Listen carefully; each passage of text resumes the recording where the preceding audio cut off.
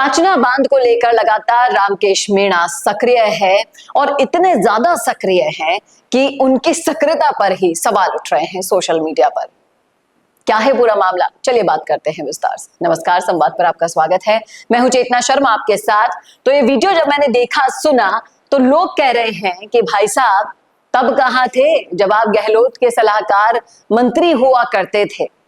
पूरे 5 साल थे आपके पास पांचना बांध को, इस मसले को सुलझाने का, लेकिन तब आप बिल्कुल चुप थे और अब आप इतने ज्यादा सक्रिय हैं कि मीणा और गुर्जरों में फूट डाल रहे हैं। कुछ लोग कह रहे हैं, आप सुनिएगा इस वीडियो में किस तरह से रामकेश मीणा कह रहे हैं कि कोर्ट का ऑर्डर कैसे टाल सकते हैं आप। चलिए, पहले तो कोर्ट का ऑर्डर भी नहीं आया था, लेकिन बीच बचाव करने का मौका था रामकेश मीणा के पास, लेकिन अब कोर्ट का ऑर्डर आ गया है और पूरी तरीके से इन्होंने मोर्चा संभाल रखा है कि अब पांचना बांध और उसका पानी का मसला है वो सुलझा के ही रहेंगे। सुनेगा इस वीडियो को ध्यान से। अगर इन किसानों ने तय कर लिया कि पानी लेना है, आप मना करो हम पानी नहीं देंगे।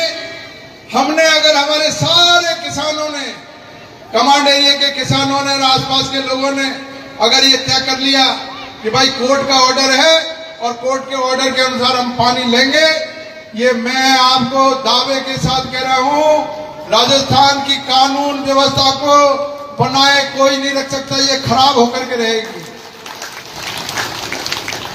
कलेक्टर एसपी करौली,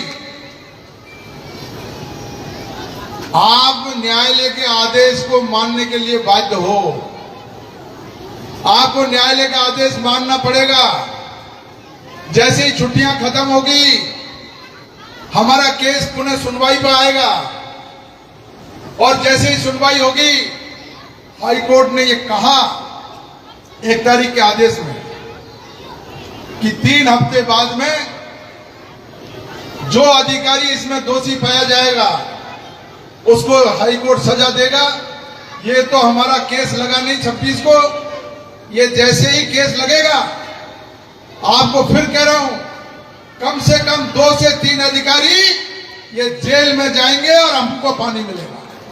तो देख रहे हैं आप, सुना आपने, रामकेश मीणा शायद लग रहा है कि इस बार न्याय दिलाकर ही रहेंगे।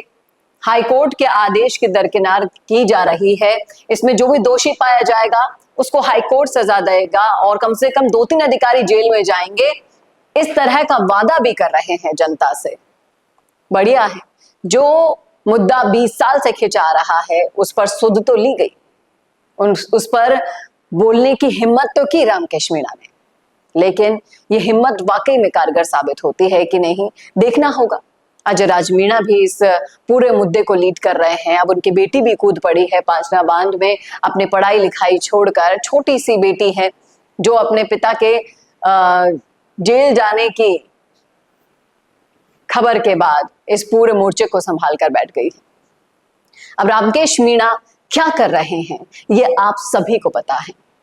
अगर अशोक गहलोत के साथ इनकी इतनी ही अच्छी बनी होती तो ये मसला कब का ही सुलझा दिया गया होता।